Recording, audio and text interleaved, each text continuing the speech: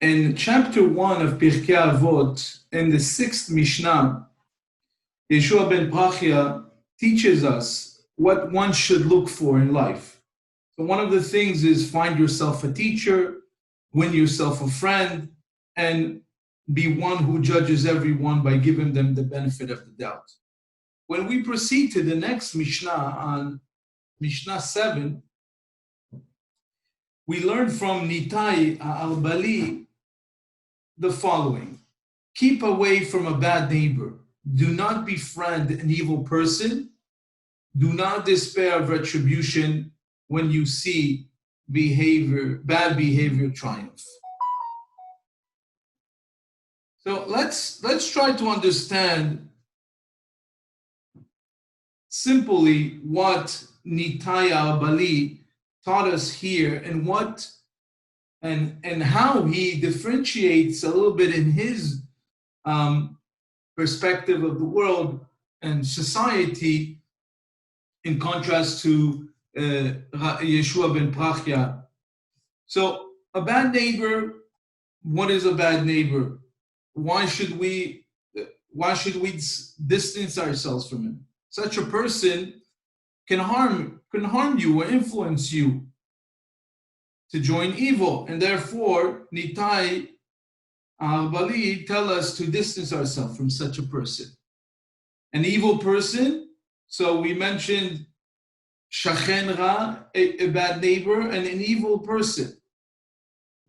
What an evil person is, when you befriend a wicked person, says Nitai al-Bali, the latter will likely draw you into evil ways. Moreover, people often unconsciously imitate the behavior of those with whom they associate. What's interesting is that in contrast of Rabbi Yeshua ben Prachya, is that Yeshua ben Prachya suggests bringing people closer, winning them over as friends, as we mentioned. Acquire yourself a friend, as Rabbi, giving them the benefit of the doubt, judging them favorably. And the simple understanding of Nitai's proposal is to cut off people, separate from their influence, and do not despair if they temporarily seem to be winning. The key is to outlast them. That's the simple meaning of what Nitai al-Bali is teaching us. But if we look a little bit deeper, not in just contrast of Yeshua ben Prachya, but as a teaching to itself, Nitai al-Bali is saying, maybe suggesting something a little bit deeper than what we just mentioned.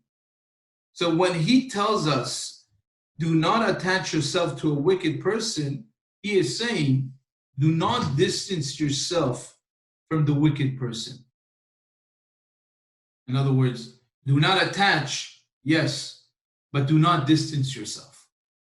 Not attaching doesn't necessarily mean to distance ourselves and cut ourselves completely from this person, as we suggested previously, as a simple understanding.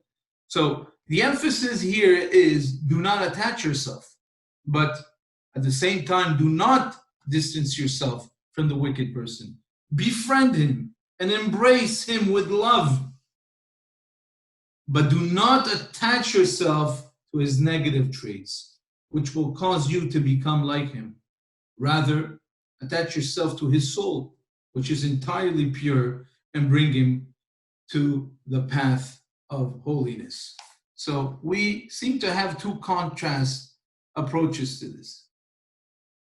And the simple, basic understanding of the teaching of Nitai al-Bali of do not attaching yourself is cut yourself off from the wicked entirely.